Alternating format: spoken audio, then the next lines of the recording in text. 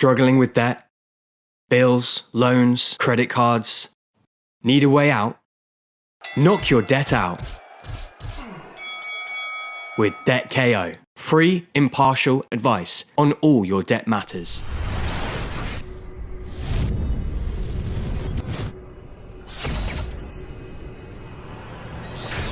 Razavani for IFL TV in association with MTK Global. With me on Zoom today on this very hot Sunday afternoon here in the south of the country. With me, my man, Qais Ashfaq. Qais, firstly, how are we doing? I'm good. How are you? I'm good. We were just talking a little bit off camera. I was just congratulating you on your newborn. How is he, first of all? He's great. Growing fast. He's nearly 5 months. So yeah, he's beautiful.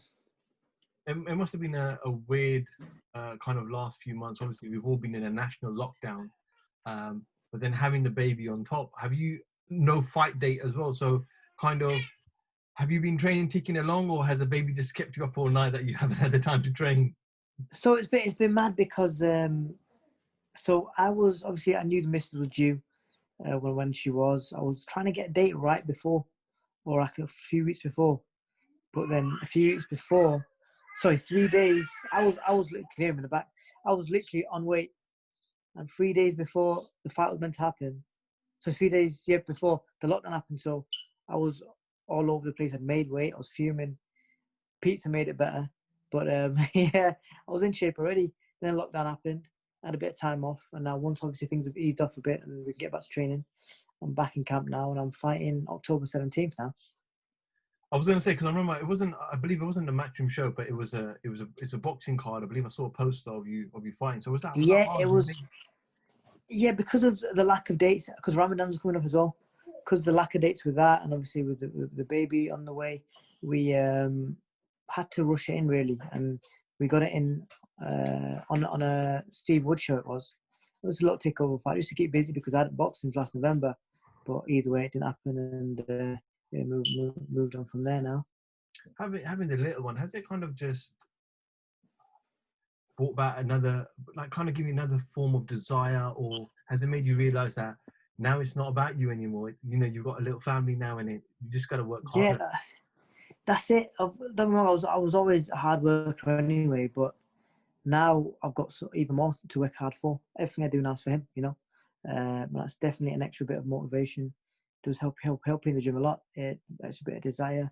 It gives you an extra little push when it does get hard in training, and you remember that, you know what, it's not just for me no more. It's my family. It's a great motivation. No, absolutely.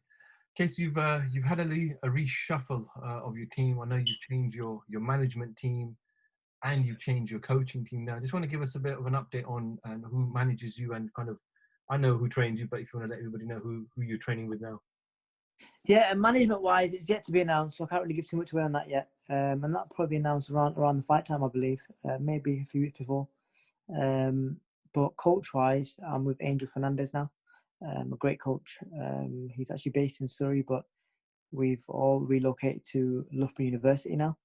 Obviously, if you know about your unis and sports, and you'll know Loughborough University in terms of sports, it's unbelievable. I think it's something like 5 years in a row. It's been awarded the best university for sports, I believe, in the world. So that just shows what sort of facilities and where we're working out now. But yeah, so I'm with Angel Fernandez. We've got another coach as well who's from Loughborough, Mikola Melkovic, who's a Ukrainian coach. So yeah, we've got a great setup up down at the university, and we've got, I think, 4 boxers. One's on the way. We've got me, Charles Frankham, Richard Riakpo, and we've got Sultan Zorbek coming from Kazakhstan in about a week, I think. So yeah, great team to work with, great facilities, and I'm really loving training again, and I'm feeling the best I've felt in a long time. How's the seven sort of living arrangements? Are you all in like one house put together? Or at the moment, we're in like the student accommodations. We're literally obviously separate rooms, but it's like a shared kitchen with me, Angel, and Charles. Charles literally across the road from me. Across the corridor, and Angel's down the corridor. But yeah, we live really close. But yeah, it's a good environment to be in, especially with all the other athletes around. You see them going for runs, working hard.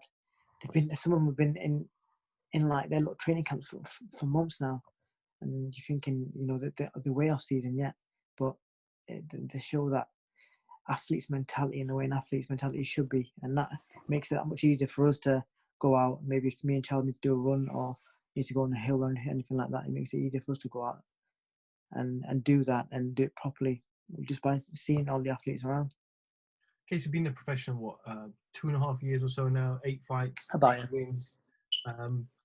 You've changed your team quite quickly into your career. Was it something that you just needed a different change and need a kind of a new environment? Yeah, definitely. I just felt, in my opinion, I just need to move on. I need to, like I say, a new environment, something fresh. And obviously, as it came with that, I'm changing management teams now as well. But yeah, I just need the change, and it's rejuvenated me in many ways. It's made me feel fresher, and like I say, I believe it was the best decision for me because I know right now I'm feeling amazing for it. What's kind of the career goals now? I know you're out October 17th on the Ritson Vasquez card. I'm guessing that'd be a tick over kind of opponent because you've been out a year. But what's kind of the next 12 to 18 months looking like? Is it British level, European level? I want to move on as fast as I can, as fast as obviously everyone thinks I'm ready. I think the thing is with the British level, obviously with a Warren fighter having the title, it does make it a bit harder. But obviously recently there have been a few conversations between Eddie and Warren. But I believe it's Brad Foster who's got the title, right? Brad Foster, yeah. If that fight happens, great. I want that fight as soon. I'll fight that fight sooner rather than later. But if it doesn't happen, then we move on. I'd love to win the British and the Commonwealth and the European, but my main goal, when all is said and done, is to be a world champion and multi-weight world champion. I'd love to be. Okay, so let me just talk to you a little bit about current society. Is it quite scary to think, obviously, with everything that's going on with COVID-19, that we potentially could go into another national lockdown? There's talks about a mini lockdown for the next 6 months. Is it scary? Because obviously for fighters, you guys just don't get paid unless you fight. So is it scary not knowing where, like, this whole scenario just having an effect on your career and slowing you down? Yeah, it definitely is, because like I said, I've not boxed since last November already. I'm 27 now. I'm not no spring chicken no more. You know what I mean? I'm looking to move on as soon as I can. And obviously, when the lockdowns happening, all that stuff's going on, makes it a lot harder. But yeah, it's very scary for me. The first thing when it first happened was obviously with the baby coming. That's was, as you, I know you've had a baby yourself as well. That in itself was a scary situation. But yeah, in terms of boxing, I'd have loved to have 3-4 fights this year. Whether it's 1 or 2, it's now it's even one maybe a struggle to look at the current news in the media. But yeah, like I say, it's scary, but let's just hope we get through it and everything goes well. And everything happens for a reason. I'm a firm believer in that. So I'm not really too worried. I do want to fight. I can't wait to fight. But at the same time, it's great to have that's what's important, to have a good management team around you as well. Because sometimes you need to think of other ways to make that money when you're not making money. And it's great to have management and people to help you on that side as well.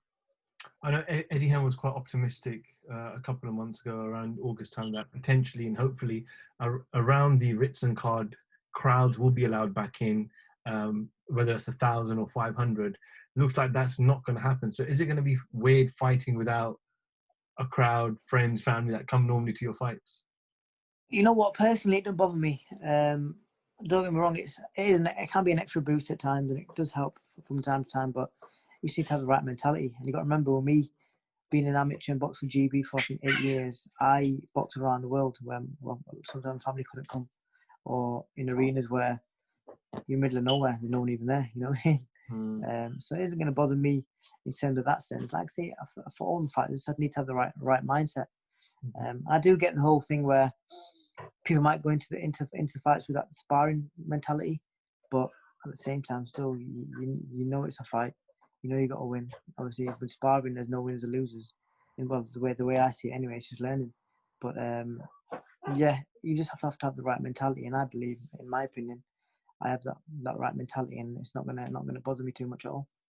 Case, you mentioned there just finally as well about obviously Brad Foster having the British title for your weight category, and you're optimistic that obviously Frank Warren and Eddie Hearn, there's talks in the air potentially going to meet as well and discuss potential fights. But surely them meeting and putting their fights together can only be good for boxing.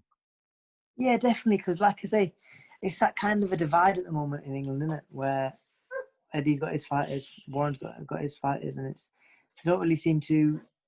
There's very, very, very rare occasions where they do actually fight, but there are some great British fights to be made.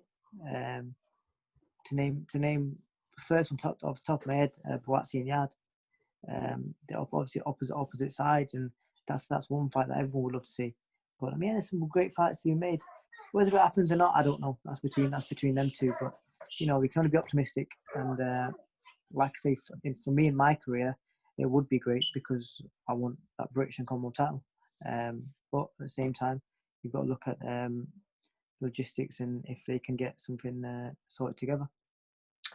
All right, Qais, I appreciate you jumping on this afternoon, giving me a little bit of your time. Wish you nothing but continuous good health through this crazy period, and your family as well. You as well. Wish you all the best. October 17th. I'm sure one of us from the team will be down covering the fight, and we'll catch up with you in more depth face to face. Definitely, no worries, top man. Appreciate your call. Qais Ashfaq for IFL TV. Thank you very much. Thank you very much. Cheers. With that, bills, loans, credit cards. Need a way out? Knock your debt out with Debt KO. Free, impartial advice on all your debt matters.